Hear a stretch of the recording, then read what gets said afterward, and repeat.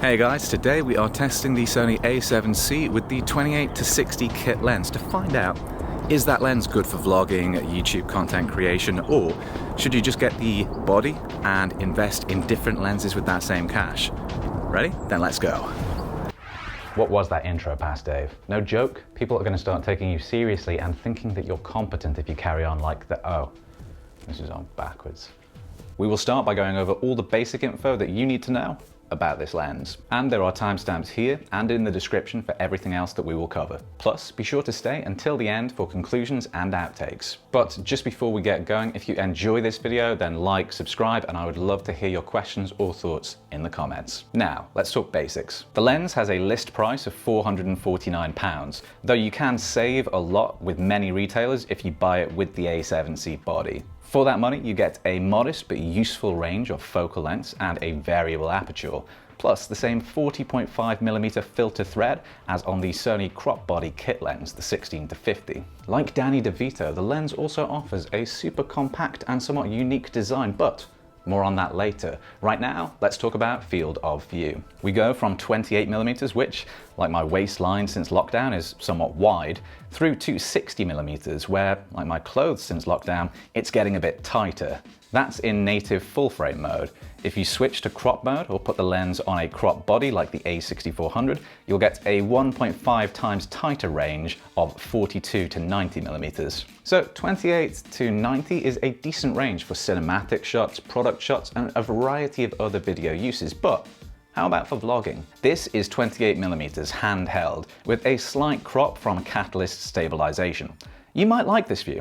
It's not bad, apart from the weird looking guy in the middle. But for me, it's a bit too tight for vlogging. Here we are, same setup, but with the camera mounted on the Joby Gorilla Pod to get some grip extension. And I'd say this gives us a pretty decent angle. People keep telling me a few extra inches can really make a difference, and I assume this must be the scenario they're talking about. You can also use a gimbal and tilt it away to get a wider view, which works nicely. More on that when we talk about stabilization. So, now you know what views you can get, but how blurry can you make them? Let's talk beautiful blurry background bokeh. With a maximum of f4 to 5.6, the aperture of this lens doesn't open super wide, so you're not going to get bags of bountiful bokeh. However, I have been pleasantly surprised by the results. For vlogging, the background separation is pretty nice. Not crazy smooth, but definitely enough to naturally draw focus to the subject and give a nice look to the background. Let's cut to a clip of me looking cool to demonstrate. Here's a nice spot, and on screen at least, where my voice is clearly masculine and deep, it looks like the bokeh behind me is really quite nice and smooth. That could have gone better. Moving on. The lens has a 7-bladed circular aperture design, which does a good job creating smooth circular bokeh balls. And with lenses, like with male waxing, smoother balls are always better. You'll find that shots with lots of depth between foreground and background can show some really nice bokeh, like we see here. You'll also get more bokeh and some attractive results when you're fully zoomed in or when you're shooting at the minimum focus distance. Speaking of minimum focus distance, a quick test shows you'll be able to focus at around 16.5 centimeters at the closest. Not the greatest, but maybe the lens makes up for it with great stabilization? Nope. There is no in-lens stabilization. You'll need to use other options or accept using footage which is about as stable as Nicolas Cage portraying an asylum patient. In-body steady shot or IBIS works pretty well for static shots or simple movements, giving you smooth results or a nice natural handheld feel. But for vlogging, I'll let you judge. One more chance for IBIS. I'm going to walk as, you can see my breath, that's cinematic. I'm going to walk as smoothly and gently as I can. I have a top speed right now, similar to a sloth riding a tortoise. Thankfully, the A7C records gyroscopic data, which lets you stabilize footage in post-production with Catalyst Browse. The results can work great with this lens and be really effective, like you're seeing.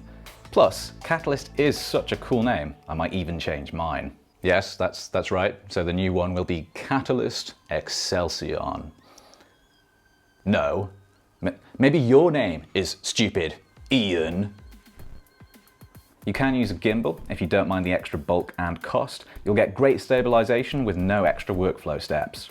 Plus, you can tilt the gimbal to smoothly control your angle of view and kill two birds with one stone. Weirdly aggressive saying that one. Don't tell any of my bird friends. I'm using the Zhiyun Crane M2, which is a super light and compact gimbal.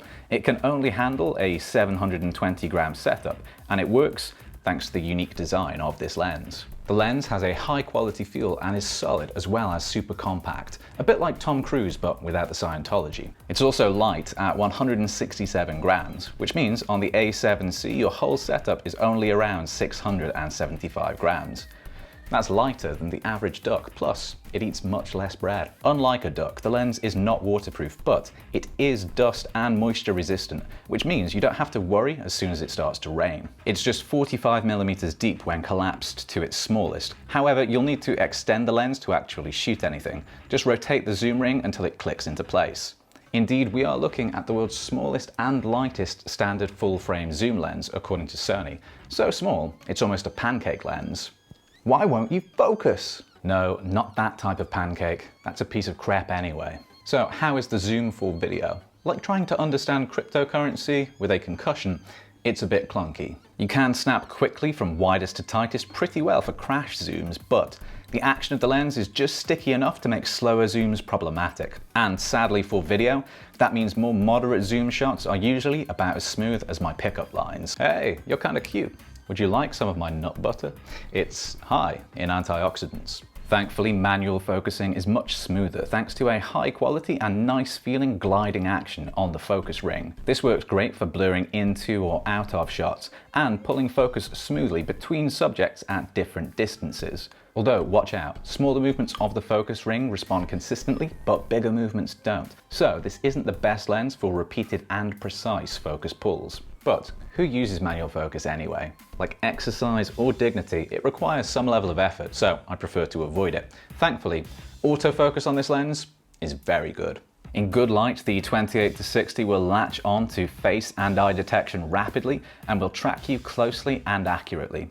It deals well with quick movements backwards and forward, makes smart choices when faces are obscured, and I struggled to trip it up in my testing, despite having more erratic movements than a breakdancing contest during an earthquake. The autofocus also copes well with significant backlighting and rapidly changing light to shade, as you can see here. Plus, you can get some really nice rack focus results using the touch tracking autofocus for some smooth cinematic transitions between planes of focus. Like a reverse vampire, the only weakness of this lens's autofocus is low light. Here, that maximum aperture of f4 definitely limits performance. You can see some samples on screen at various ISO levels, but using a 1/50 shutter and the widest possible f4 aperture, I was still forced up to 12,800 ISO to get consistent autofocus. Your results may vary depending on which full-frame body you're shooting with, but by that ISO level, the A7C, or its same sensor sibling, the A7 III, starts to get an image more mushy than my attempts at making a souffle. The results are potentially usable, but a better solution is a wider aperture lens. Low light just is not a strength for this one. Having said that, you can get some nice dark and moody shots if you emphasize that lower light intake. If you look like me, then being underexposed and less visible might be a good thing. And another plus is that nighttime with lots of background lights really shows off that attractive circular bokeh. But the real question, is this lens worth it? That will depend on your use case, so let's summarize the pros and cons. You get a good and flexible range of focal lengths, really good autofocus, nice build quality, and a super compact size for a full frame lens with these capabilities. But the widest view isn't quite wide enough for vlogging handheld. The zoom is definitely useful, but it's not the biggest range. And while the beautiful blurry background bokeh in good light is actually pretty nice, with the f4 aperture, I can't recommend this lens for regular low light shooting. If you know you only need one focal length, or you know you definitely need a larger zoom range in one lens, you may be better off saving your money and putting it towards alternative options. The older 28-70 A7 III kit lens might be an option with similar capabilities if you don't care about size and weight, but if you do, the 28-60 could be a great option for you, especially if you like using lighter gimbals or you want a good all-rounder take-anywhere option for full frame. So, what do you normally shoot, and which of those things are important to you? The answer to that question will tell you whether this lens is right for you. I'd love to know what you conclude, plus any questions you have down in the comments. Which brings us to the end for today. Massive thank you for watching, especially making it all the way to the end. If you enjoyed the video, then a like and subscribe would be amazing. And until next time, take it easy.